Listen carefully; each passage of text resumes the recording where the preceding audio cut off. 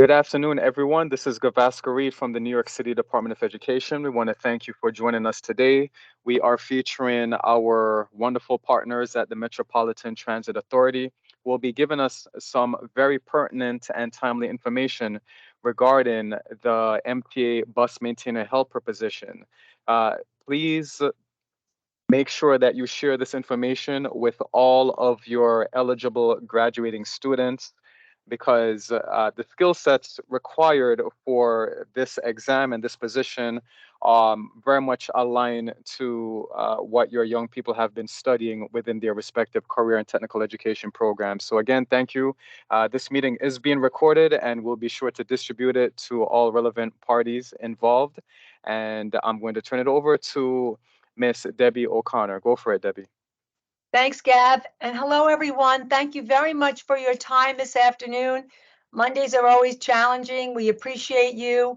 We'd like to spend the next probably 50 minutes, and we promised again to, move quickly throughout the presentation to talk to you about the application process for what we believe to be an excellent entry opportunity that exists at the New York City Transit Authority. It is called Maintainer Helper Group B, which means nothing to a job seeker, but we'll go over what this is all about. So can I ask those of you who are not speaking to put yourself on mute, please? And I'm going to share my screen. Okay. Let's see, I just admitted one. Okay. Oh, before I share my screen, I'd like to introduce my colleagues who will be presenting with me today. Jennifer Garcia is the manager of New York City Transit Examination Administration. Jennifer, I don't know if you can wave, but you'll see her shortly after my remarks. Hello. Hi. Hello. And Sam Merzel, who's manager of at New York City Transit Examination Development. These are the people who make this organization run. They are amazing. They are high energy. They are smart. And I'm so very grateful to be able to work with wonderful colleagues. And they're here with us today. If you have any questions as we go along, we will be pausing for your questions. I know that many of you are familiar with civil service examinations and non-civil service examinations, but the examination process in general. As a civilian, even though I grew up in a transit household, I find that sometimes the application process is not intuitive. And so that's why we're offering this presentation today, because we need your students who are graduating and have these skills. And we believe that this is an excellent beginning to a fabulous career that they could have at the MTA. So I'm going to talk a little bit about the notice of examination. Jennifer will go over the application process and how to file for a fee waiver. Sam is going to go over the education and experience test paper that has to be filled out, and also some details about the notice of exam. We'll pause for questions as we go along, and we should be done. We should be done within 50 minutes to 60 minutes. Okay. So without further ado, I'm going to share my screen. What I would like to do is to show you how to access. Okay, how to access this notice of examination. Some of you may remember that we would come into the classroom with, pounds of paper, and you kindly allowed us to work with the students in the classroom to fill out these applications. That's no longer a process at the MTA. Everything is done online, hence the reason for this training today. So I'm going to show you how to access the application in your browser. Our website for examinations is new.mta.info. By the way, can you all see my screen? No, Okay. no, Debbie, I don't we think you're see. sharing All right. your. All right, there we go. All right, let me go back. Sorry. Can you see it now? Can you see it now? Yes. All right, I'll do this again. Okay, thank you. In your browser, new.mta.info, it brings up our site, which is all about service, which is wonderful. But without talent, we don't have service. So I want to bring your attention to the menu bar here on the left-hand side. Hit the menu bar, scroll down to careers, and it will bring up our career center. And there are different ways to secure employment with the MTA. We are going to focus on the examinations process because this opportunity is offered only through an examination. So you're going to scroll down. You're not going to look at job postings. Those are resume-based jobs. You're going to scroll down to this section under the group photo, which says jobs that require exams. You're going to click this link here, find out more about upcoming exams. Try that again. Okay. All right, now don't pay attention to this because the system is clearly up. It was down over the weekend, okay? So exam schedule for MTA jobs. You're going to scroll down until you see the exam that you're interested in. And today we are interested in maintainer helper group B, which is an auto mechanic helper. So you see the title here. It's an open competitive exam, which means it's open to anyone who qualifies. The exam number is 3619. The agency is New York City Transit. The application period is June 1 through July 15th. Students have until midnight on July 15th to apply. Now let's see the notice of examination. Debbie, can I interject just because I think there's an important piece Yes, just please from the do, Sam. website. Please do. Many exams have both an open competitive exam, and that's again open to the general public, to outside people who are not employees, as opposed to promotional exams, which are only open to current New York City Transit employees who serve in specific titles that promote to that title. This exam in particular, Maintainer's Helper Group B, also has a promotional exam, and I think that's the very first option. So just make sure that you and or your students are only looking at the open competitive exam and not the very first one, the promotion to Maintainer's Helper Group B. So you're going to want to make sure they're applying to the open competitive exam, not the promotion. Thank you for that distinction, Sam. I should have pointed it out. It's great to work with people who keep us on our toes. So that's a very good point. When you first look at the list, promotion to maintainer helper group B is not the exam for your students. We're going to scroll down to the open competitive exam for maintainer helper group B, auto mechanic helper, okay? And we're going to pull it up. And I'm going to skip the first page that you see here because my colleague Jennifer Garcia will cover this page. I'm going to go to the information page 2 for this examination. So the application deadline is July 15, 2023. The test will be a multiple choice test. The application fee is $68. However, we offer students who are not holding a full-time job a fee waiver, and Jennifer will talk about how to process the fee waiver. It is a separate process from the process that's noted in this document. Okay, I want to make that clear. The fee waiver process for your students is different than the process that's in this document. So you won't pay attention to the fee waiver section in this document, okay? And then the multiple choice test is taking place when? Saturday, September 9th, Sunday, September 10th. So we tell the applicants, when you file for this test, you then go mark your personal calendar. You mark off September 9th, you mark off September 10th, because you won't be available to do anything else on those days if you would like to take this exam. We don't know if you'll be selected for the 9th or the 10th, so you keep both days available. And that's very important. And I also suggest to applicants that they print out the entire NOE so that they have it in front of them. I mean, they're filing by July, probably before the classes end in June. September's a long way off. Everybody's going to be in brain fog from the summer, right? So if they have the paper document at their fingertips, the whole process will be a lot easier for them. All right, so what does a maintainer helper group B do? Under direct supervision, they assist in the maintenance, installation, inspection, testing, alteration, and repair of buses and other automotive electromechanical equipment.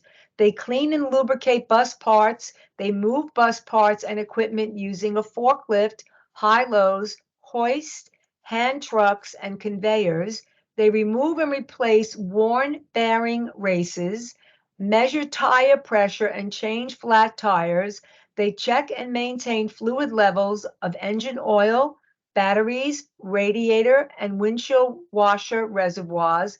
They fuel buses, drain waste oil, sandblast parts, drive buses and trucks, and perform related work. Some special conditions for maintainer helper group B are that they may be required to work various shifts, Saturdays, Sundays, and holidays. And they also will be required to lift heavy equipment, all right, and moving it manually. And another thing I wanted to mention, they can read this more thoroughly, but is using both hands to work overhead for extended periods of time. Okay, so that's going to be what they'll have to do in this role. Skipping over now to the next part of the notice of examination, salary and benefits.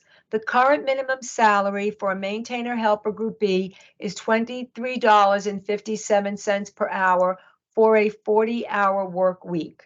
It increases to $33.68 in the 6th year. However, I'm sure most of your helpers, your applicants, your students who come in as helpers won't be staying in this role for 6 years because they're very qualified. They'll take promotion exams and they'll be moving up to full maintainer way before 6 years. However, we do have some people who like to stay at the helper level, and you are allowed to do that at the MTA. The top salary currently is $33.68 per hour. And these rates are subject to change. The benefits for this position include, but are not limited to, night and weekend salary differentials, paid holidays, vacations, sick leave, a comprehensive medical and dental plan, tuition reimbursement, which is not here because that's subject to change every year, and a pension plan. So they get an excellent benefit package when they join the MTA. And what we don't say here is the training that they get on the job. It's all paid for. They're paid while they're training, and they're training with the largest transportation system in the nation. So they will see a lot that they may not see elsewhere. Okay, now very important in any notice of examination is the how to qualify section. Okay, here we go. The experience requirements must be met by the last day of the application period. Okay, what's the application period last day? Do anybody remember? July 15th. Okay, the last day of the application is July 15th, but this does say experience requirements must be met by the last day of the application period. Please note that the education requirements must be met by June 30th. So anyone who does not graduate by June 30th, 2023 is unfortunately not eligible for this filing. It's offered every year. Sometimes it can be offered twice a year, but that's very important because this could be a little bit misleading. Experience requirements are due by the end of the application period, which is July 15th. Education must be met by June 30th. Now, there are 5 ways to qualify. And why do I say 5? Because, well, they're listed 1, 2, 3, 4, 5. However, the most important word, in my opinion, in this section is the word or, because that means you must have one of these 5, okay? This or that. If the word here was and, there would be 2 qualifications or maybe more. It would be this and that. But for this qualification example, the word or is very important. So for the audience we have here today, how do you qualify? Graduation from a vocational high school with a major course of study in automotive maintenance or a closely related field, or graduation from a recognized trade school or technical school like Lincoln Tech, Apex, or technical school with a major course of study in automotive mechanics or a closely related field totaling at least 600 hours. Okay? Or an associate's degree or higher form of an accredited college, an associate's degree or higher from an accredited college or university in automotive mechanics or a closely related field. I'm not going to do number 5 because your folks qualified through 2, 3, and 4. Okay? All right. The high school, vocational high school, or technical school or trade school must be approved by a state Department of Education or recognized accrediting organization. The college and university must be accredited by regional, national, professional, or specialized agencies recognized by accrediting bodies by the U.S. Secretary of Education or by the Council of Higher Education Accreditation. Any questions about how to qualify for this title? Okay, and I will proceed. I'm going to skip a few pages and I'm going to go to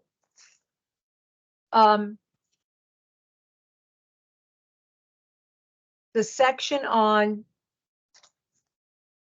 requirements for being appointed. Okay, requirements for being appointed, because requirements for filing for a test are different than the requirements for being appointed. Now, to be appointed, and maybe it makes sense for me to just quickly review the process. The applicant files for the test. Okay, that's going to end by July 15th. The test will be scheduled to be held in September. Then the test has to be scored. Once it's scored, it has to go to the city, the Department of Citywide Administrative Services, for the scoring to be reviewed. After they review it, the list is established. Once the list is established, it can remain open for 4 years. Sometimes they can get an extension on that list, and then applicant test takers who passed will be called in list order. So I would venture to say, Sam and or Jennifer, correct me if I'm not being accurate here, but by the time these test takers are appointed, it's going to be at least 9 to 12 months from the day they take the test. What do you think about that, Sam and Jennifer? Is that accurate? I would use the estimate of 9 to 12 months from when they apply to the test. Not to say that it cannot take longer. But we've been working on our systems to try to streamline things, and I know that doesn't sound very streamlined. 9 to 12 months from the time you apply for the exam, but there's also opportunity. We're not going to get into it, but for provisional hiring, which is in the absence of a civil service list, the department may hire helpers provisionally until that list is established, and what they'll actually do is take the what we call preliminary list, the list that has not yet been certified, because they know that these people took the test, they performed well on the test, and they'll hire them provisionally until they can become full-time, not full-time, they're both full-time, they can be bona fide civil servants, permanent, okay. What we call permanent civil servants. So that it could be much shorter, it could be as quick as a few months. Okay. And it could be as long as, worst case scenario, 2 years. But probably 9 to 12 months is that sweet spot of, probability. And that is better, because usually it has in the past taken longer, but because, I just want to stress that, like every other organization in the nation, we are experiencing the retirement of the baby boomer cohort. And that's the largest cohort in the United States, right? The largest cohort of talent in the United States. So there are a lot of folks exiting the system because they have great pensions and medical benefits for life. So they have the ability to move on and teach, as who did we see here? Mr. Lawrence Little, okay, is a former transit worker who came in as a helper and moved up the ranks, has now retired, and he is now teaching a skilled trade, right, at one of the CT high schools. I don't know which one, but you see, you have many options after working at the Transit Authority. Okay, so thank you for that, Sam. That's good. The process has become more accelerated. So the requirements to be appointed, which the test takers will have to have, as Sam said, between 9 and 12 months, after they've applied. So by, let's say, July of next year, in order to be appointed to be a full-time employee, you must have either a Class A or B commercial driver's license valid in the state of New York with passenger endorsements, no air brake restrictions, and no other disqualifying restrictions that would preclude the performance of duties, or, and this is important, a motor vehicle driver's license and a learner permit for the CDL license Class B. So again, you need the driver license and CDL permit, Class B, not the CDL license. I mean, if you have it, great, but you can still start without, okay, without it. So you may want to share that with the students, but it's clearly here, you know, in the notice of examination. Any questions about that? Okay, a few other requirements to be appointed. If you have military experience, this is relevant to you. There is a medical requirement, right? So they will have to go for a physical exam. Part of the reason we give physicals, you know, to determine, well, the reason is to determine fitness for work, but this helps us to keep our employees and our passengers, our customers safe, right? The operating titles have to have physical examinations, drug screening requirements. This is another issue to impress upon your students. It doesn't matter what substances are legal. You cannot be a substance user, a substance, I have to say user, I can't say abuser anymore, though I guess if it's alcohol, it would be abusive, it would be abused. But you cannot be using substances and work at the MTA. All right, you have to be at the top of your game. And so there's no marijuana smoking and there's no substance abuse. And we do arbitrary drug testing of our employees. You should know that. It might make you feel safer driving, you know, being a customer. Residency, New York City residency is not required for this position. An applicant can live anywhere as long as they can get to work on time. An English requirement, you must be able to understand and to be understood in English to perform the duties and responsibilities of the position, and you must show proof that you're eligible to work in the United States. All right, you do need work authorization for the United States to be appointed to this position. Any questions about how the requirements to file or the requirements to be appointed? Okay, then I'm going to turn it over. Oh, let me just bring up one point here. I'm sorry. Impress upon people, okay? Penalty for misrepresentation. Any intentional misrepresentation on the application or examination may result in disqualification even after appointment and may result in criminal prosecution. It is best to disclose everything. Encourage people to disclose everything, and then transit will make the decision on a case-by-case basis whether they can be hired into a full-time position or not. So everything, but when we do a background check, DMV check, criminal investigation check, everything will come up. All right, everything will be disclosed. So applicants should be very honest in everything they write, because you could also be disbanded from applying again, and you never want that. Okay. All right. So I think I've covered all of my the information that I would like to cover. And now I'll turn the presentation over to my colleague, Jennifer Garcia, unless there's a question. I have a question, Deborah. Okay. My name is Mr. Hussein, calling from Smith High School. Hi, Mr. Hussein. How you doing? So I got in a little late. I don't know if you went over this, but in this notice, I noticed that they didn't have the application form page, like the page that they actually put their name, their address, and all that. I noticed. Yeah, we're going to go over the application process right now. There were actually 3 steps to the application process, which is why we wanted to host this tutorial. Okay. There's an application, there's an education experience test paper, and there's a fee waiver submission process. So Jennifer Garcia is going to go over that now. So you're right on time. No worries there, okay? Jennifer, did you want me, you're gonna bring up your presentation, yes, Jennifer? So I'll Yes, stop Debbie. sharing right now. Okay, I'll stop sharing. Thank you so much.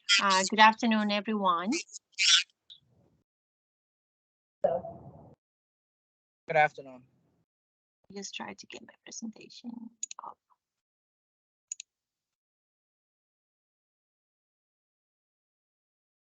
Give me 1 second, please.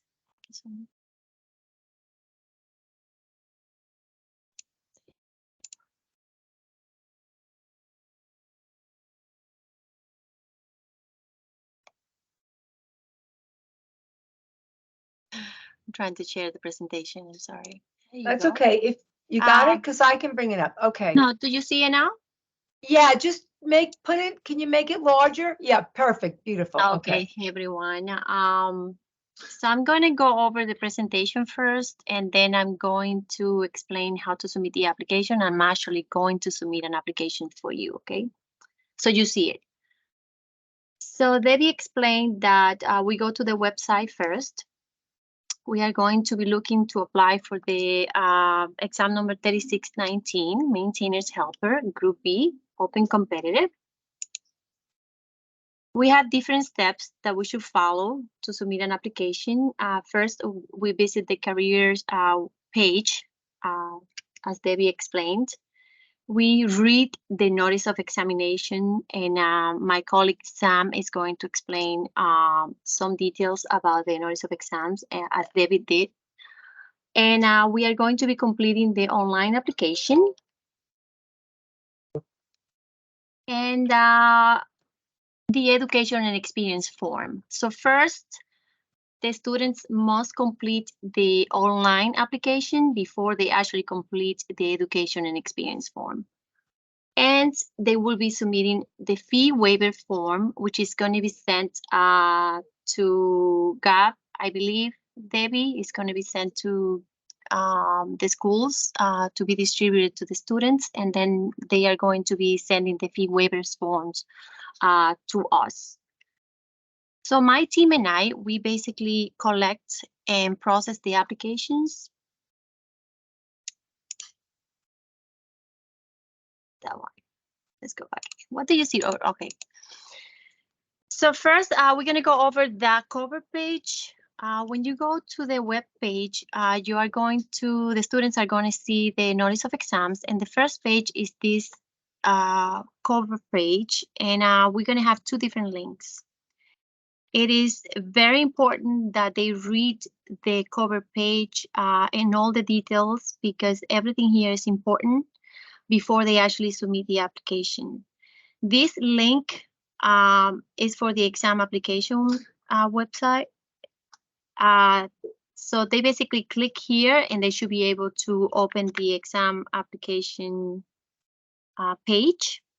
And this link here is for education and experience. Jennifer, could you move your mouse over to the link? Okay, is this it? Okay, so you have this, do you see it now right there? Yes, the examination application is the first. Okay, thank you so much.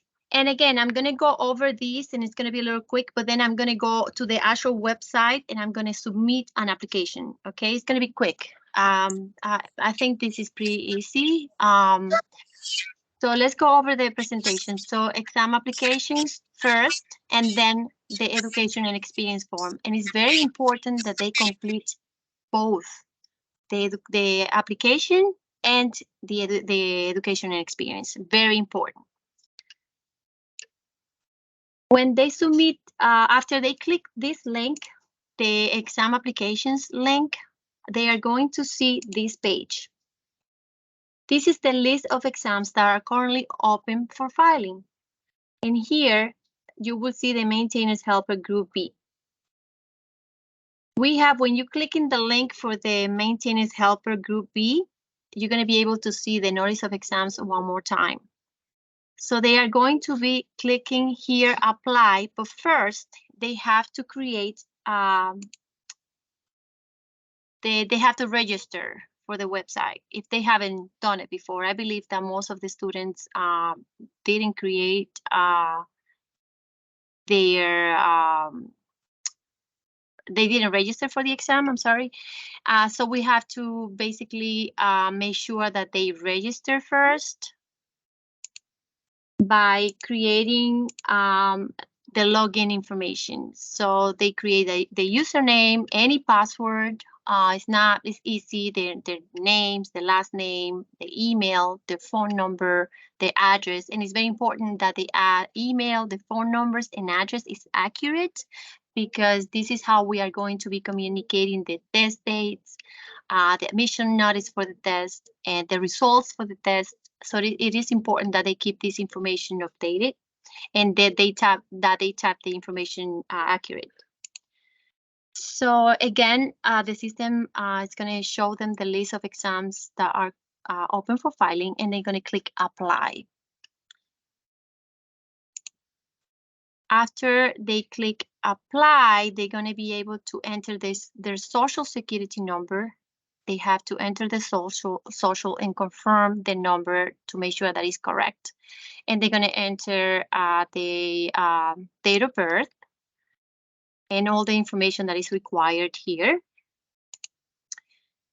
And they're going to confirm the email address is correct and the phone number is correct. And again, it's very important that this is accurate.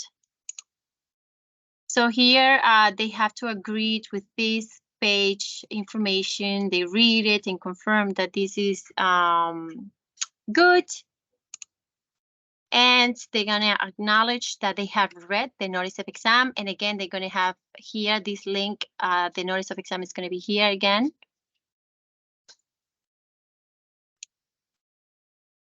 And this part here is to indicate if they have any special circumstances, and they're going to, if they need to read anything related with that, there is a link here for the special circumstances. I'm going to show you everything now live. And this is for any credits. So if they need to submit any religious observance or special accommodations, they just click here, and I'm going to tell you now how to submit any of these requests in writing to us. Jennifer, somebody has requested, would it be possible for you to zoom in on your screen to make it larger? What do you mean? This page here, Debbie?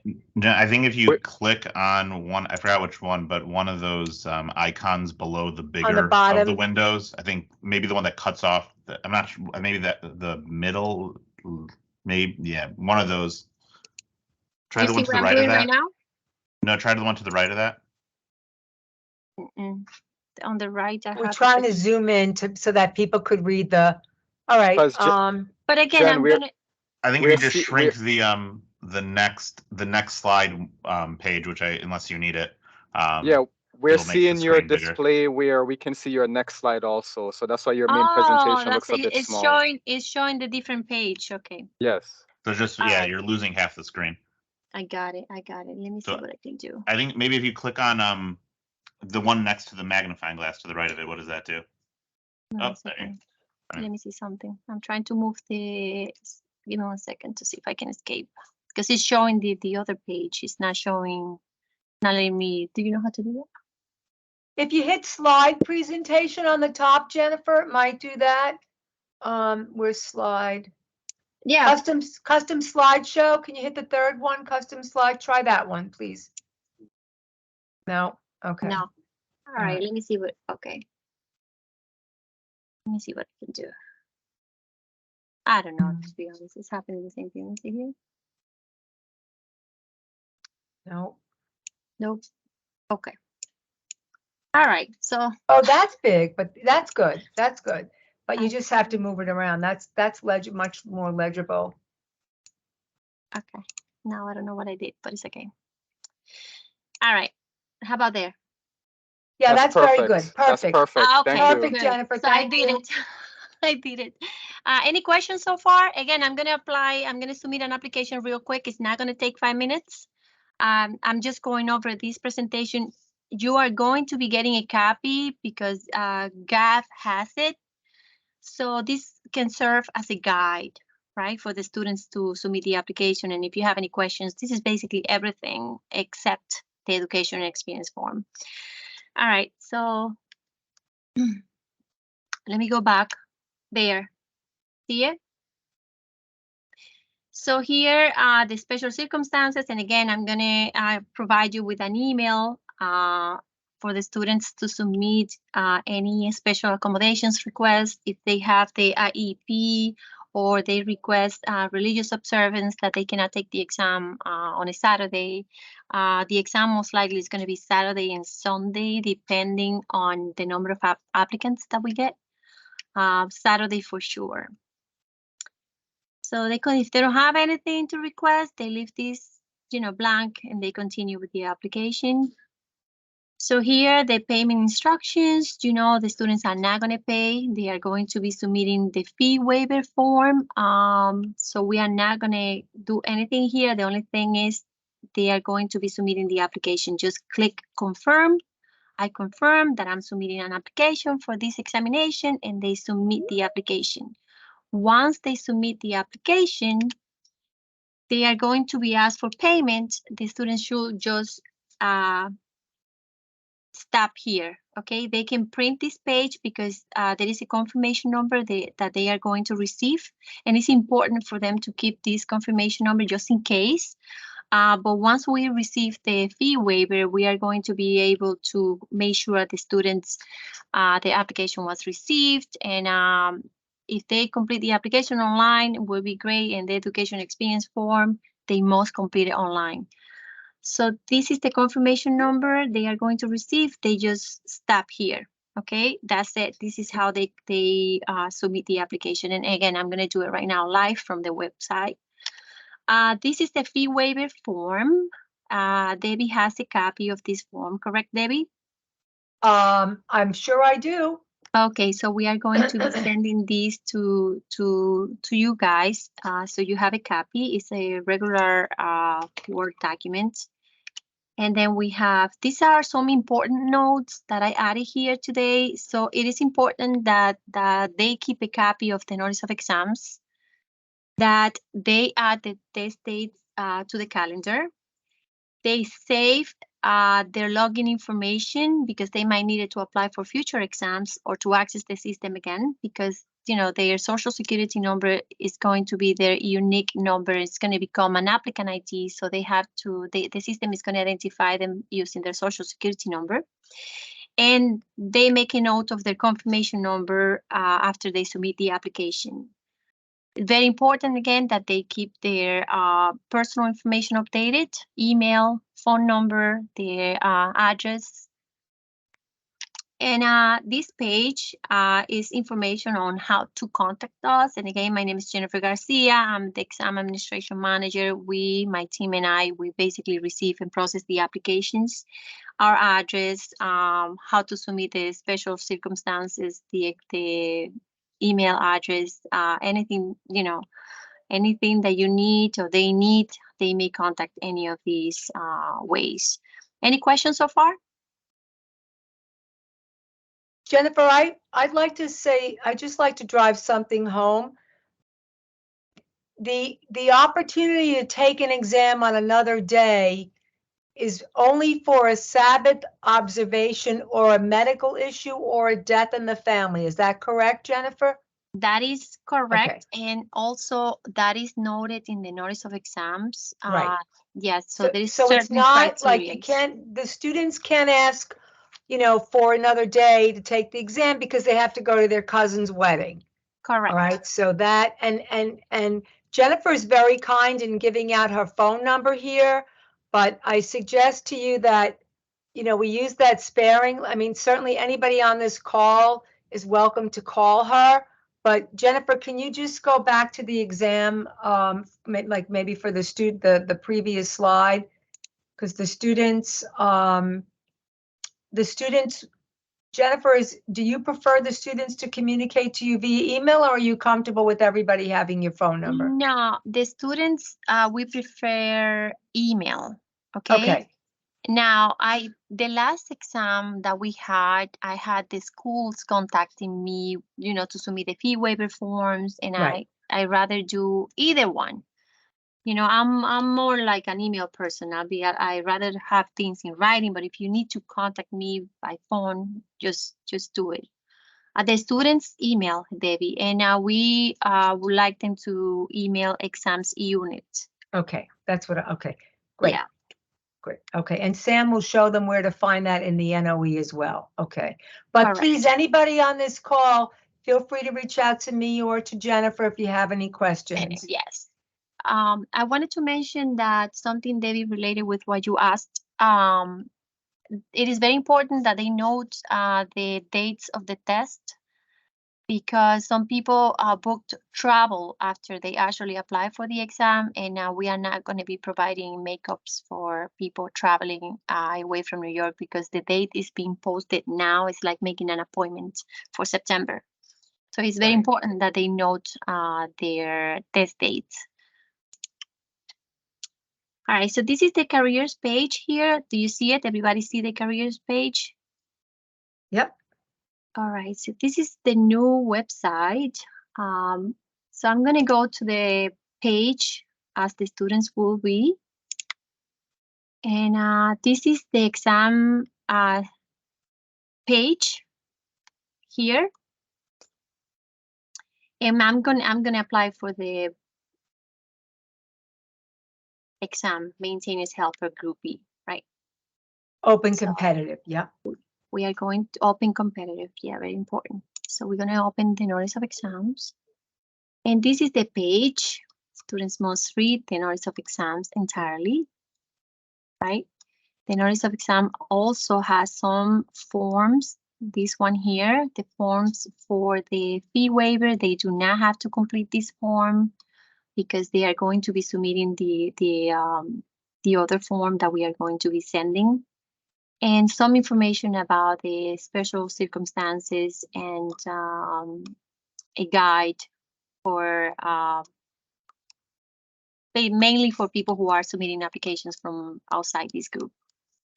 So we are going to focus now on this page here, which is the cover page for the links.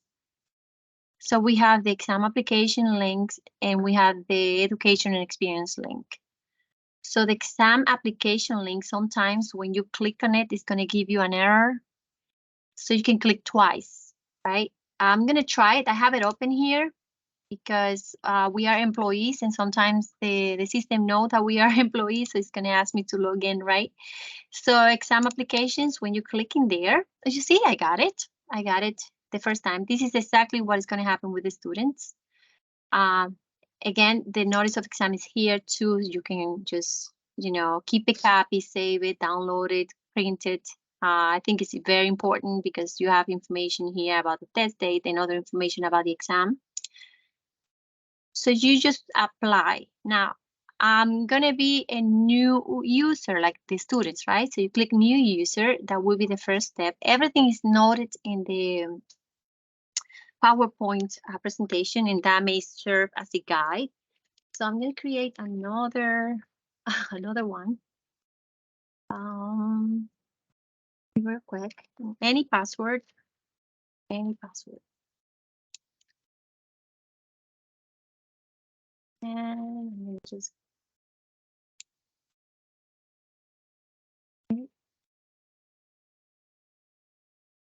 system is recognizing me now. I'm going to type my email, my phone number, address here.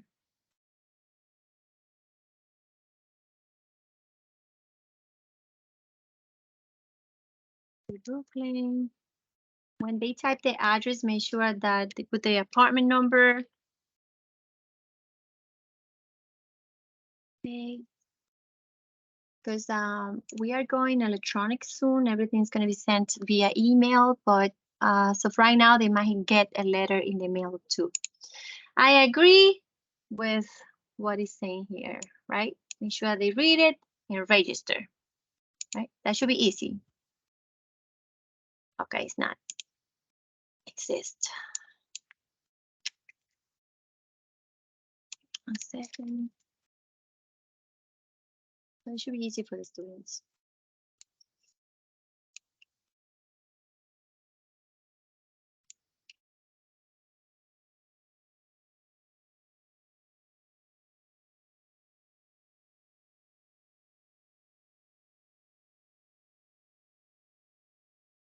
I'm sure everybody's going to face this same challenges.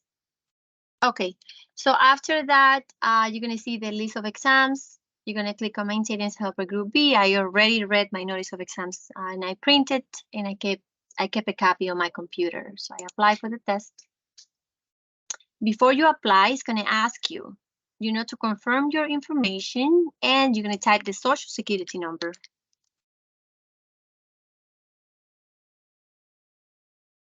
This is live, okay?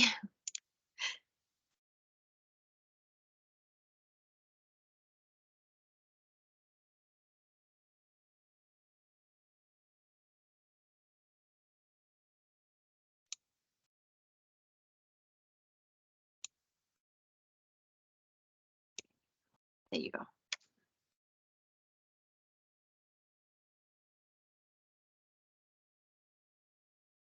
I'm going to add my gender. I'm Hispanic. Let me see if that's going to work. I confirm my email and my phone number is correct. Let's see if that's going to work. Oh, date of birth. Let's say that today is my birthday. And I was born in 1990. And I just continue. Okay. So I agree with this information here. It is very important that they read everything. The next, I acknowledge that I read the notice of exams. Here's a copy again, right? That's the copy. It's going to open in a separate tab. I go back by going to a separate, you see? So this page here is for people who are actually, submitting the fee waiver. The email, this is the email address for instructions on how to submit the fee waiver. So we are, this doesn't apply to the students. So we go next. Special circumstances guide, the copies here, see? Religious observance. And this is explaining how to submit the change of contact information, where to email or mail the forms to us, and the credits. So I will say that I need the special accommodations.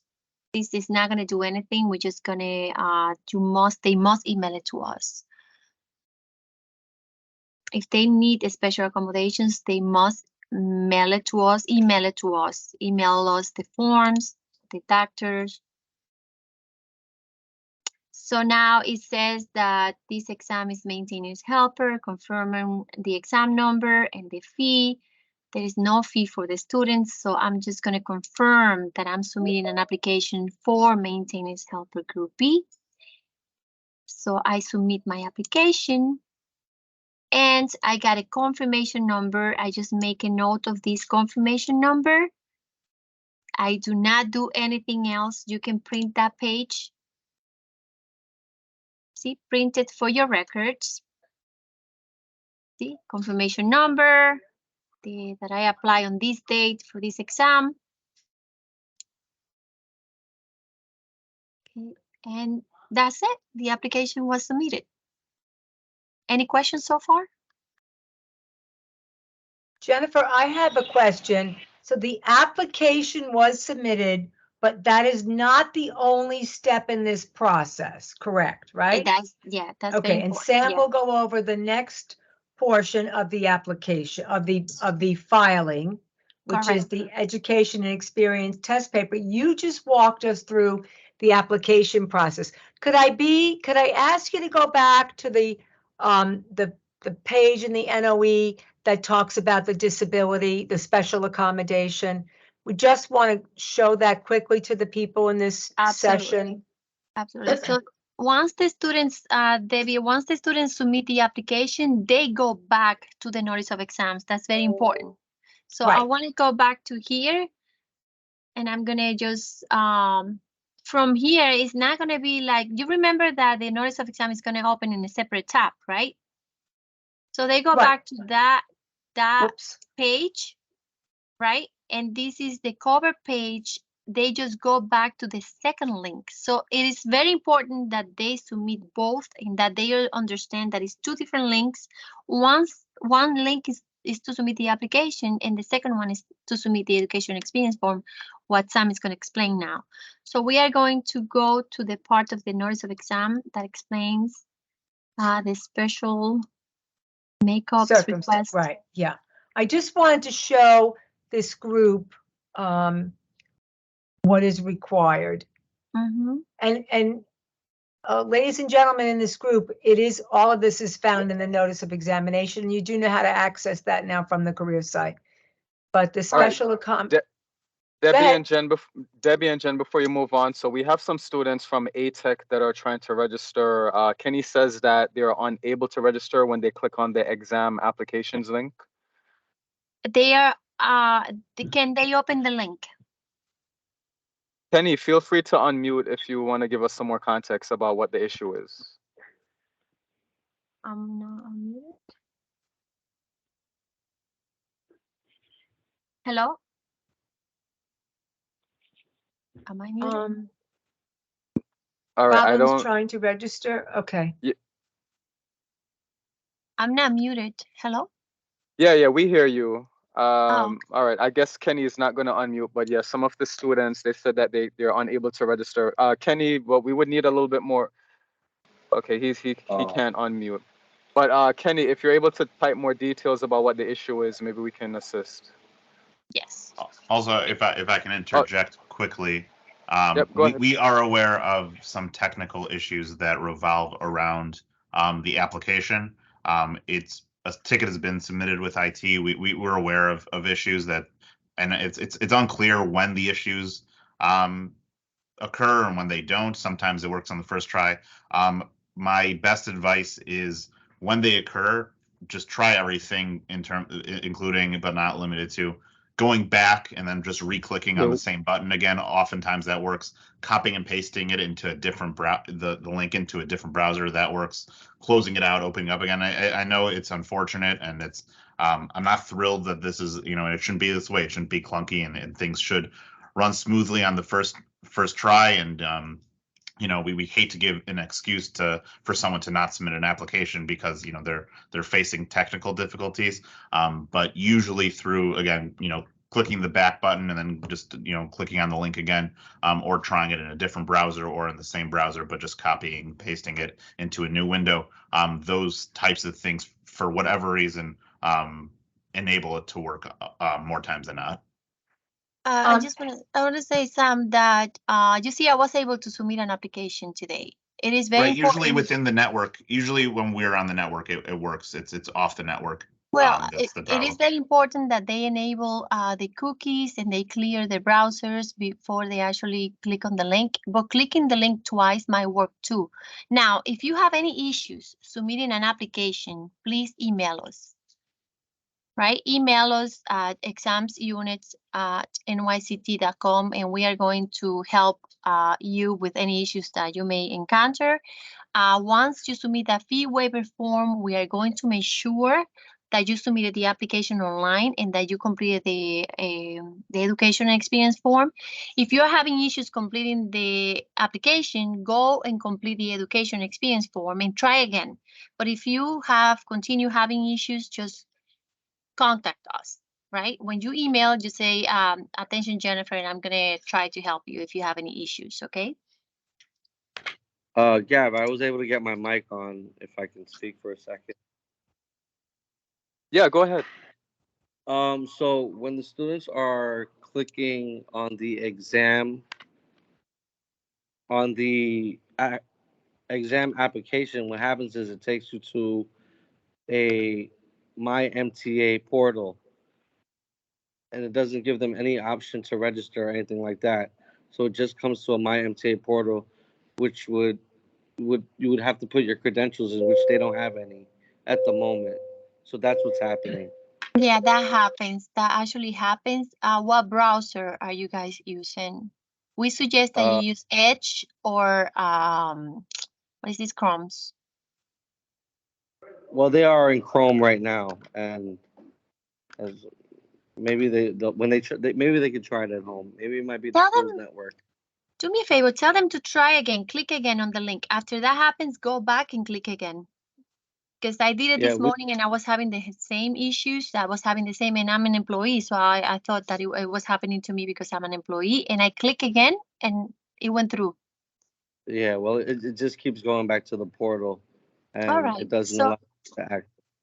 Jennifer, may I say, we did have some upgrades into the system over the weekend. The system was down. So can we suggest giving this 24 hours, folks, and maybe not trying it again until sometime tomorrow afternoon?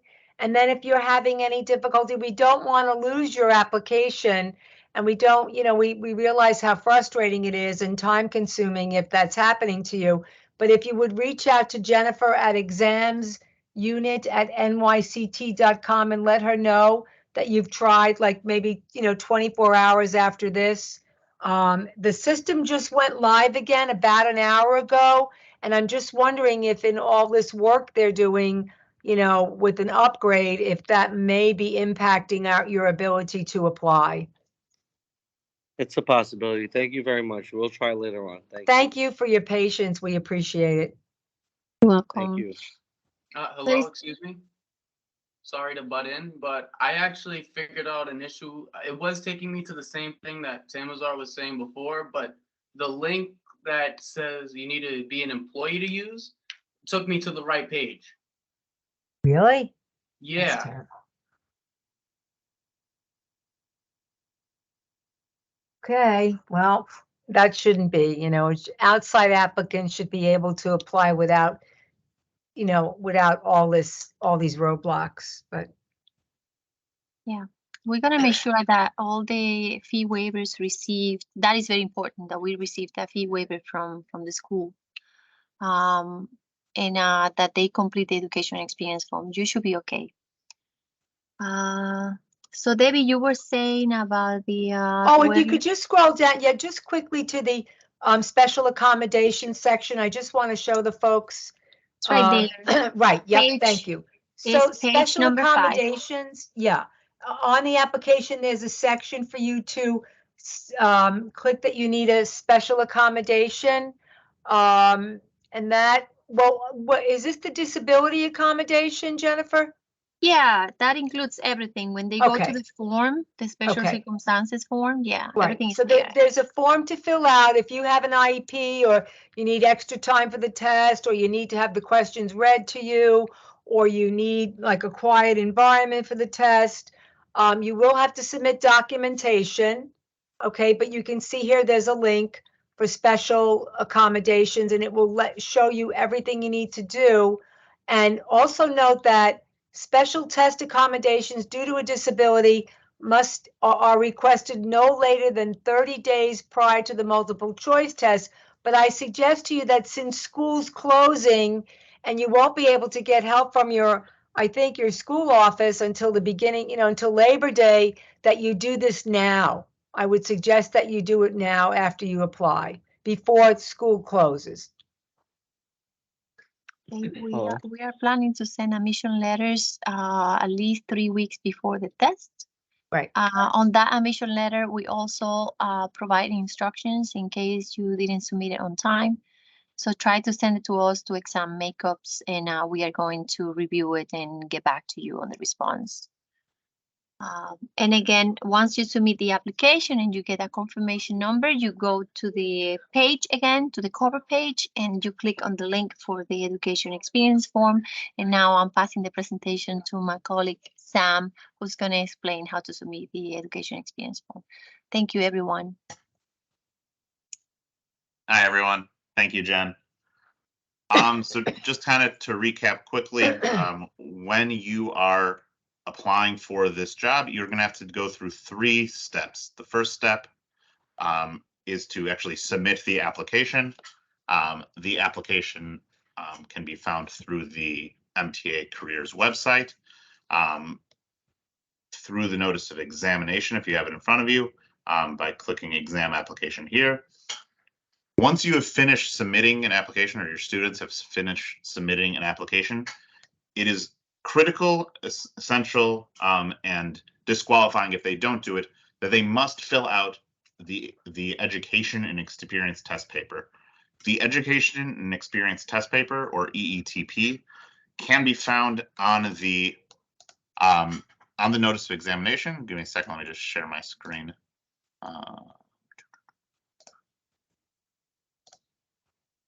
So once we're on that notice of examination, it's actually located on two different pages. On the very first page, or we call the cover page, right here where it says the link for the education and experience test paper can be found here.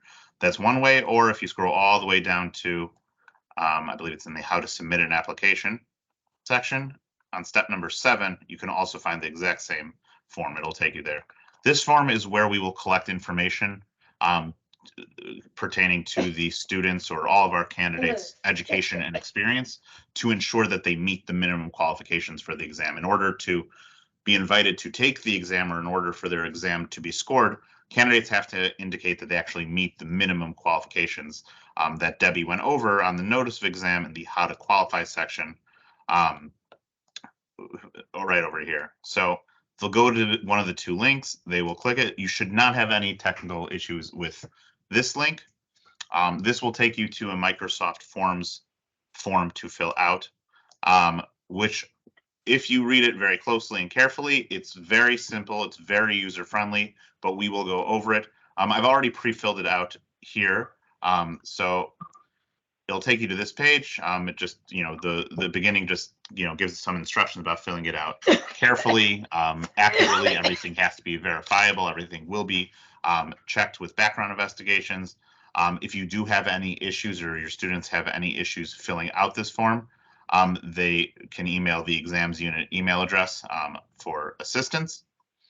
If they need any information about the privacy of the information being collected in this form, because we do ask for social security numbers, there's some more info in this link here. So just to go over question by question for the form. So the first section of the form is asking for different identifying information. So if you or your students have an applicant ID number, they would enter it here. Most of them will not, unless they've applied to an exam in the past. They will not have an applicant ID number, so they can just put 0 here if they don't have it. The next question that they will be asked is for their social security number. They should enter it here with no dashes, so just straight out, the 8-digit number here. They should only be coming to this page after they've submitted an application for the Maintainers Alberta Group B title. Once they submit the application, they'll receive a confirmation number that'll be located right here. Once they have it, they should enter it here. If for whatever reason they don't have a confirmation number, they could skip this question. This question is not a mandatory question, but all these questions just give us one more piece of data to link the responses to the appropriate person. Since on all of these forms, we do not, on the education experience form, we don't ask for any names. So the only way to confirm that we're rating the correct form to the correct applicant is through these identifying pieces of info. We're going to ask them for their email address, their primary telephone number, and then starting at question 6, we'll actually get into the questions that pertain to the actual qualifications. So just a few notes about this first question. So do you meet the following minimum qualification requirements under how to qualify below? So this is a direct picture from the notice of exam that lists all of the qualification requirements. So first thing is it's asking about full-time, when it refers to full-time experience, which I know that doesn't really pertain to this group here, but just as an aside, if you do have friends or family who are also taking this exam, full-time experience we define as 35 hours per week. So if you see that lingo on any form, full-time experience means at least 35 hours per week. If they have any part-time experience, we give a brief formula here that they can enter to figure out how to convert their part-time experience to full-time experience. And all they're doing at this question number 6, is a yes or no question. Is do you meet the minimum qualification requirements? So as long as your students will have graduated by June 30th, 2023, at a vocational high school, or if we have any trade schools here, and they have one of the appropriate degrees. So typically it's just really automotive maintenance or very closely related field. Yes or no, do they graduate? And if it's from a trade school, do they have also the 600 hours in the major or the major course of study? Yes or no? The next question is, well, you've said that you do meet the minimum qualifications. Now we're asking you about your journey level experience. For this group, most of you are going to select, or most of your students are going to select that I do not possess any of the experience listed above. This is just asking about experience. It's not asking about education. There's absolutely nothing wrong with selecting I do not possess any of the experience listed above. They will not be disqualified for selecting that. They should select that. Obviously, if they do have some experience, they are welcome to enter it. But if they were, the experience that it's questioning here is the journey level mechanic experience. So if they have experience, working at a fast food restaurant on weekends a couple of days a week, no need to enter the information there. It's not relevant. It's not going to help them in any way. It's obviously not going to hurt them in any way either. But they don't have to answer that they have that experience, because we're not asking about any experience other than that which would qualify you for the position. Now, question number 8 is where they're going to be answer about their education. So which of the following best describes your qualifying education? So if it's graduation from a vocational high school with a major course of study in automotive maintenance or closer to the field, they'll select this one. If it's graduation from a recognized trade school or technical school with a major course of study in auto mechanics or auto maintenance or a closely related field totaling at least 600 hours, they'll select this one, and so on. If they don't have any of those, they would say I do not possess that, or if they only have a high school diploma and let's say we're qualifying through experience, they would select something here, and through the mixing and matching, they would qualify that way. So here we'll select that they're graduating from a vocational high school.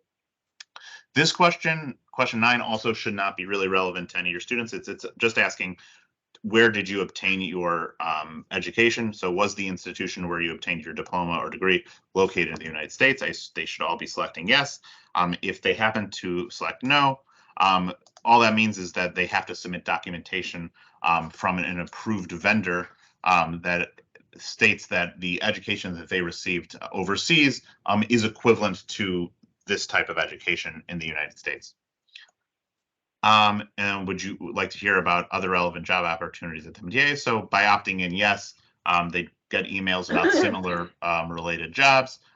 If they select no, that's totally fine. No one will be penalized or disqualified for not being interested about hearing about other opportunities. At this point, once they've selected an answer for each one of the questions, they will click next. It'll take them to the second part. This part also, this whole section primarily as it pertains to the experience questions, probably will not be relevant to your students or to the students we have here on the call. So very important, read this whole thing, but very last line, if you do not possess any additional work experience, please list NA for all selections. So if you are qualifying through your trade school or you're qualifying through your vocational high school, you're simply going to put NA, which stands for not applicable, in each of the questions. So what is your job title? NA. What is the name and phone number of this employer? NA. The start date for employment, because it has to be a date for it to work, you have to put in a date, but you see this asterisk says, if you do not have any work experience, please input today's date. So since I'm filling this out today, I put 6/12/2023 because that is today's date. And the end date for the employer, same thing. If you do not have any work experience, please put today's date. So same thing, putting today's date. How many months of work experience do you have with this employer? I have 0 because I'm not entering any employee information. And then the next question is, was your experience full-time or part-time? So if it was full-time, part-time, or in your case, most likely is, I do not have any work experience. I'm going to press submit. And it tells me that it's completed, that my answers have been submitted. As long as they receive this, they should be good to go. They should not be submitting a second education experience form unless they realize that they made an error, in which case they can then submit they can either click submit here if they realize it right away, or they can go back to the notice of examination and click on the form again. However, if they are submitting a second one, they must email our admin group at examsunit at nyct.com to give a brief explanation for why they are submitting a second one, because otherwise we're only going to review the first submitted education and experience test paper. So if we receive 10 different EETPs from your students, we're going to filter them out. We're only going to look at the very first one. So if they did make any corrections on a later one, they must email us saying, hey, I'd love for you guys to look at my second one. I actually forgot about a job that I had there, or I think I might have accidentally clicked no, that I don't meet the minimum qualifications when I do in fact meet them. So just a brief explanation like that. That's it for the education and experience test paper. I do want to go over a couple points within the notice of exam before we close out. But before I do, I just want to open the floor to any questions on the EETP. I'm sorry, I just have one question. Sure. I joined through my phone number because I believe I got the wrong meeting ID number. So sorry, can you mind saying that again? I joined on my phone number because I got the link to join here, but I think they messed up the meeting ID number, so I was only able to join from my phone number. So can I just get the meeting ID so I can join in through via camera? The meeting ID. Sam, I'll look that up and put it in the chat. Okay. Okay. Although I guess if he's just in. Are you able to access the chat? No, I'm just. No. Okay. I'll read it out as meeting. soon as I find it. I'll read it out Thank as soon as I. Let's see. The meeting ID number is. It's 704-467-675. Again, Thank you, Gab. 704-467-675.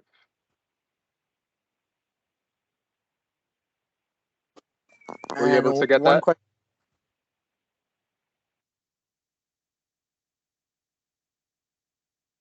Okay, go ahead. One question. Mhm. Agree or disagree? You don't have to add any school experience. You don't have to. I don't believe the form asks you about your specific schooling. It doesn't ask you about the name of the school or the course of, the major course of study that you had, or dates of graduation. I believe it's just it's either yes or no, I have it, and then, well, in which way do you, what kind of schooling do you have? Is it vocational high school? Is it trade school? Is it an associate's degree?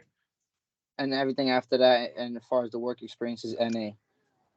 If they do not have work experience, correct? Like internships and stuff like that. Don't. Internships as they relate to the qualifications. So if they were serving as helper in their uncle's shop, they can and should list that. But any an internship at an accounting firm wouldn't be relevant. Yeah, no, because a lot of these kids, they have internships whilst they're in senior class, like work at Ford or work at Mercedes-Benz.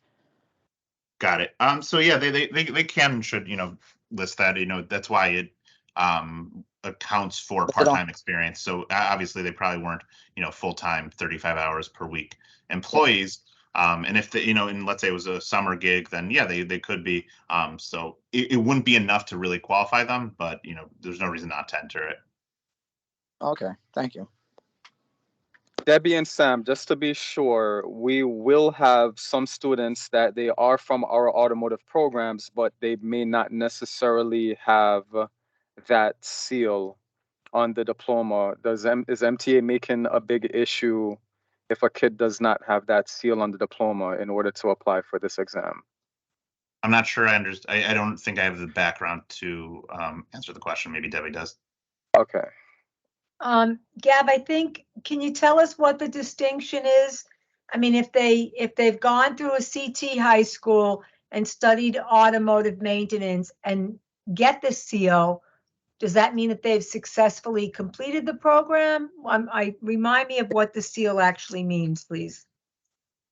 The seal means Yeah, go ahead. Go ahead. Go ahead. The seal means that they received the endorsed diploma, meaning that they passed the G1 exam, the ASC exam at the end of the senior year. Okay, So but they they will can still have taken all of the relevant coursework in automotive maintenance, right? Electromechanical maintenance, and not pass the ASE exam, but they're still going to graduate, correct? correct, but they won't graduate with the experience saying that they was in the shop. It won't be listed as technical experience that they got in the school See, because they the didn't pass. thing is, the thing is, Debbie, there are some cases, such as Mr. Little's situation, where Tottenville, where it is possible that some students that they can do the actual shop classes, they pass the shop classes, but because of certain other internal CTE policies we have there, the kid may not necessarily have that physical seal, but they did do the 3 to 4 years of automotive. This is going to be the same case with Transit Tech. It's a real shop class. It's a real automotive teacher. The kids are going to actually do brakes and suspension and steering and all of that, but they just may not necessarily have a physical seal on their diploma. So we're just wondering if on the MTA side, if are you guys making a big deal about the fact that a seal may not be on some of these kids' diplomas? I don't think Debbie or I would know the answer to that. Yeah, I mean, it sounds like something, the only person that maybe would pick that up would be background investigations. It's not a Okay. distinction that, it's Yeah, not a distinction that we were familiar with. So Yeah. seemingly, yeah, it would not be something that would disqualify someone, but I don't want to say that definitively right. because I understand. So at the end of the day, all of our high schools they're accredited. All right, they're accredited to award diplomas. But in our world, we have this internal distinction between a state-approved CTE program versus not. There are a couple of programs on this call where they're not official CTE programs as recognized by the state, but their high school indeed is accredited to award high school diploma. It's just to clear it up. Historically, MTA has not had an issue in terms of who applies for this exam based on that seal. It's just that I saw the question in the chat box and I just wanted to put it out there. But historically, MTA has not prohibited any of our kids from applying for the exam just because that physical seal is not on the diploma. So, if you okay. could maybe if you could include just that in an email, just like the distinction. Okay. Maybe you and I and Mike Query should discuss it, just because he oversees Dave's group also. Yeah, because if it is a significant distinction, and perhaps we should be considering it, given that it may imply that students are lacking in certain certification or certain field experience within the shop that you mentioned, or just to say that we can say he would between me, you, Mike, and if Dave is necessary for that conversation, can to say right then and there that no, we're not going to make a distinction, or we are going to make a distinction, and if so, how we capture that. yeah, that we should set up a call, Gav, to go over this again. The qualification section of the NOE does say the following: the high school, vocational high school, technical school, or trade school must be approved by a state's Department of Education or a recognized accrediting organization. If you're saying that not having the seal means you're not recognized by the state, or if some schools offer the training but the state hasn't signed off on the program, those students may not qualify, but we should have a sidebar conversation about that. I mean, look, Sam, correct me if I'm wrong. For now, because the exam is the filing is going to close on July 15th, would it make sense for people to apply and then they may just be disqualified? It's not going to cost them anything to apply because they're not paying the fee. Correct. And nothing will be flagged until they are actually in the process of being hired. So nothing on our end would be flagged to disqualify them before the exam, during the exam. It would only be after the list is established and they're called in for employment processing and they're asked to bring their diploma. And if somebody in employment processing is aware of this, of a distinction, and says, no, like there's no, where's the seal on the diploma? I don't see that. Or they obtained their seal on the diploma after the filing deadline. I see here. That would be the only time. But I'd love to be able to nip it in the bud and find out before the. Yeah. But I would strongly recommend that, especially given the free application, that students still apply regardless. All New York City public high schools are accredited by the state to give out high school diplomas. Okay. I have a strong suspicion that we do not make a distinction, and all would be fine. Yeah, MTA doesn't. Yeah. I think this is really just a isolated offline conversations I have to have with Lawrence Little, because I think the thing is, Lawrence, I think in your world you're probably overestimating the importance of that seal for purposes of applying for this exam. I don't think the two are connected. So this is just an offline conversation I have to have with Lawrence Little. But just to be clear, all of our high schools are accredited to give out diploma. All of our high schools do meet the eligibility requirements as stipulated on the notice of examination. I just wanted to make sure that's clear. Gav, can I say something? Yes, go ahead. Yeah, I just want to say we were just reapproved by the state. There's no question about that. I was just curious as to if that made a difference. That's all. Okay, well, if you're approved by the state's Department of Education, that's all you need according to the NOE. Okay. My students are all working hands-on. They're all busting it up, and they have the. I told you before, I spent a long time in TA. I know my kids can handle a job, so I just wanted to make sure that everything was good. That's all. Thank you. I think further discussion on this topic should be handled offline. I do want to respect everyone's time. I think we were supposed to finish about 27 minutes ago. Right. So I do want to wrap up with just to discuss the actual test itself and what the students can anticipate a little bit. For obvious confidentiality reasons, I won't be sharing any actual test content and can't disclose more than I am sharing. But the content which the students will be tested on can be found in the notice of exam. Debbie alluded to it, and I'll drill it in also. Almost anything and any question that you may have about the application period, from submitting an application to taking the test to what your students can expect after the test, can be found in this 17 pages of the notice of examination. So if you're willing to sit there and read it and sit there and really try to understand the words in front of you, the information's there. It's just, you have to, and it's a pretty organized document. You should be able to find it. It's in kind of chronological order from how to, first, the job description to submitting an application to the test to what you can expect afterwards. So you really should be able to find almost anything in there. So in the test section, you'll find, it reiterates that it's a multiple choice test. Students have to achieve a score of at least 70% on the test to pass. The dates of it just says again that the dates of the test will be in those boxes on the second page of the notice of exam. If you need to request any sort of special test accommodations, it tells you where to go for that. And then if any of your students are veterans or are disabled veterans, there is credit. They get awarded a certain number of points depending on their veteran status for a civil service exam. I do not believe that a lot of that will be relevant, but if it is, there's more information within the packet, and you can reach out to Jen and we can help you with that. So for the multiple choice test, that test is going to test your students' knowledge and abilities in 5 different areas. I believe it's 5. Yeah, 5 different areas. First, automotive theory. The second, inductive reasoning, information ordering, meter usage, mechanical aptitude.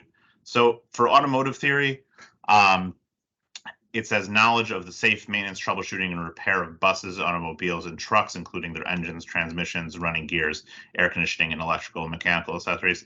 I know it says buses on there, but you really shouldn't anticipate too many questions on buses, because we know that people from the outside, and especially students, don't really have that type of experience. So it's really just your basic automotive theory, automotive questions. That a student graduating from your program, we hope does have that knowledge. The next 3 things that they'll be tested on are we call abilities. So automotive theory, that's a knowledge. That's somebody learns this in school. Somebody learns these things on the job or in jobs. The next three are actually things that they're just pure abilities. There's no way to really study for it. There's no textbook that tells you how to, apply inductive reasoning. So inductive reasoning is the ability to combine separate pieces of information or specific answers to problems to form general rules and conclusions. So for a question like this, they may be presented with two different, passages with information, and they'll have to use those two different passages, which have different pieces of the puzzle, and answer a question based on those different passages. Information ordering, so the ability to correctly follow a rule or set of rules and arrange things or actions in a certain order. The set of rules must be given, and that's important. So for this, they may be presented with a procedure for how to troubleshoot a circuit board, let's say, or how to use a multimeter. They don't have to know how to use. Let's say the process is how to use a multimeter. They won't be blankly asked for this ability how to use a multimeter. They'll be presented with, here's how you use a multimeter. It's a 7-step process, and then they'll be asked within the question, okay, you've just done X, what's the next step in the process? It's really just using the information that's directly in front of them to answer the question.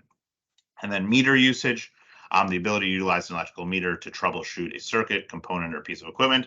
So this could find itself in two different ways. This could be basic meter questions, how to read a meter, your meter showing you this, what does that mean? Or it could be as basic as here's a thermometer with a arrow pointing towards the temperature. What is the closest reading that you're getting from this? So it'll show you a reading of a meter, even a very basic meter, one that you don't even have to have any technical knowledge. Just asking them to read it. And then finally, mechanical aptitude, which is very similar to the automotive theory, and there's going to be a lot of overlap. The ability to understand and apply mechanical concepts and principles to solve problems. So I guess it's a little different in that it's not knowledge-based. Again, it'll present you with certain technical concepts and ask you to use your overall technical background to understand and apply these concepts to the question that is being asked. So each one of these has an example, how that knowledge or that ability is used on the job. And so just so you kind of see the relevance to the actual test questions to the performance of the job itself. And then the very last thing I just wanted to show is within the notice of exam, again, really everything is in here, but one section. If you do need to get a hold of us for anything, in the correspondence section, you'll see that exams unit email and the address to send any thing that needs to be mailed. You can find it right here in the correspondence section. That does it for me. Again, I want to open the floor to any questions on anything I covered within either the EETP or anything that I've covered since then. Sam, when can students realistically expect to know whether or not they've passed the exam? This is a good question. So at the test site, they're given something called a record of answer form. On that form, they can actually write in, let's say it's an 80 question test, they can write in what they put down for each of the 80 questions, A, B, C, or D on that record of answer form. I believe it's like 5 weeks, if Jen's still on the call, she can confirm. About 5 weeks after the exam, we post what's called the proposed answer key. And what they can do is they can compare their answers to the proposed answer key. It's not a final score, but it'll give them a good indication. So if they did really well, they can know that they did really well. If they unfortunately got around 50%, then they probably didn't do so well. But there are answers do change. We hold something called the test validation board, which actually reviews all of the, we invite, all candidates are invited to a protest session where they can actually see all of the test questions and the correct answers again. And they can actually argue why they believe that their answer that they selected was better than the proposed answer that Transit said was the answer. So they have the opportunity to do that. After all the protests are received, this test validation board is convened, and they review every single protest. And if a candidate makes a strong argument, we have no problem overturning the question and granting it. So if a student does teeter on the, they got a 68, 69, they shouldn't necessarily despair, because it could be that a question that they got wrong will be protested and overturned. And they don't have to be the one to actually protest the question. If the question's overturned it's not overturned for that specific candidate, it's overturned for everyone. Okay, that sounds similar to the civil service process that we had to go through here in central office as well, in terms of the scoring at least 70, and you can debate if your score was a little under 70. Are these instructions and guidelines provided to applicants as well, that they can appeal their score if they don't get that 70 benchmark score? Yeah, I just want to clarify. It's not, they can't appeal their score, but they can protest. Yes, on that record of answer form, it will be instructions on how they can attend the protest session. Okay. Okay, and at what point does MTA reach out to the applicants to let them know that they've passed and they qualify for the position? That would probably happen to get an official letter saying that they passed. Is that like a 7-year thing? No. That it's within that 9 to 12 month period. I just don't know. It's hard. Jen would really be better at knowing when that is, because we will send what's called a notice of results even prior to the list being established. So they'll get their results. They'll find out how they did, but then they'll eventually get a list number. That's what the list number will happen. Maybe 9 to 12 months later, and just depends on how many vacancies there are. It just depends on how many vacancies there are. With this title, they're always looking to hire. So they run through the list very quickly. It's not, some lists, train conductor, we get 40,000 applicants. They only hire 500 conductors a year. That list lasts at least 4 years, if not longer. Most of our technical titles, like, maintainer's helper, as soon as the department's biting at us, when's the list going to be established? When's the list going to be established? Because they need to hire people so desperately, and so they run through the list, within a few. I don't want to give numbers. I was going to say a few months. I don't think it's necessarily that quickly, but hopefully within a year or two, the entire list is exhausted. So even if somebody, they just pass by the skin of their teeth, they're on the list. They maybe won't be hired in the first month, but they should be hired. The list will not expire, which it expires after 4 years. The list won't expire before they're hired. They will be hired off that list as long as they meet all the qualifications and all the other, requirements. Okay, so it's good practice to tell students that they probably should wait for about a year or so before they can hear anticipate back. being hired. Yeah, and with the exception is if they do what's called provisional hiring, which I mentioned earlier, which it really depends on the department, and it wouldn't be something that I'd be able to tell you if they are or not doing. In which case, they'll come to our department and say, hey, we want to hire provisionally. Can you send us a preliminary list? So we know officially the list won't be established for 9 to 12 months because the city also has to approve everything. We have to do a bunch of verifications. But just give us a list of all the people who for a fact pass the test, meet the minimum qualifications. We may hire them provisionally before the list is established. Okay, that's good to know. It's just that from our end, sometimes we have a lot of applicants. They do the exam and then they don't hear back for the first few months, and sometimes they think, did my application fall through the cracks or what happened? So just from our standpoint, it's good to at least let us know, hey, this is going to be a long process. Expect not to hear back for 9 to 12 months or more. So that's fine. Yeah, it's an investment of time, and we understand that. We appreciate it. It's not instant gratification. And I think it is important to set expectations accordingly, so that they're not banging down your doors or our doors saying, "What? I took this test 2 months ago. Like, why haven't I heard back?" Exactly. Unfortunately, this is the nature of the beast. It's a process. You take your test today, you plant your seeds today to hopefully bear fruits in any year. Yep. All right. Makes sense. Thank you so much. Any other questions?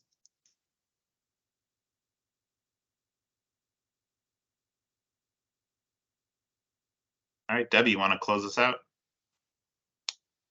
Sure. I just would like to say thank you to all of you who participated in this session today.